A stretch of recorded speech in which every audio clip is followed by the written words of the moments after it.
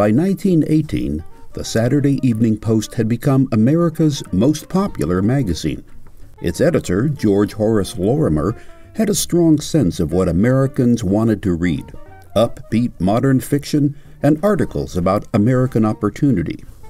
He had recently boosted circulation by sending some of the Post's best writers to cover the American Army fighting the Great War in Europe.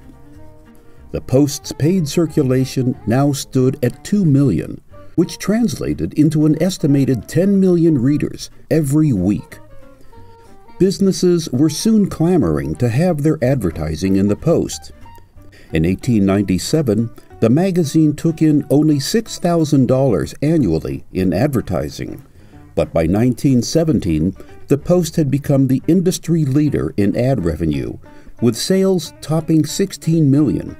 And then, in the 1920s, the Post increased its revenues over 300% to 50 million. Throughout this decade, the ads increased in size and visual impact. The nation grew familiar with the brand names and trademarks they saw in the Post. The 1920s were prosperous times for many Americans. The economy grew by 42%. The Dow rose from 72 to 381 points. Consumer credit expanded, and Americans were buying the electric appliances they were seeing in the Post, though as late as 1925, most American houses still didn't have electric power. Another sign of prosperity was the automotive industry. The number of cars and trucks rose over 300% during this decade. Growing ad revenues allowed editor Lorimer to add more content. Throughout the 20s, issues containing 140 to 220 pages would arrive every week at American homes, from modest bungalows to the White House. For men and women in those days before mass media, the Post was America.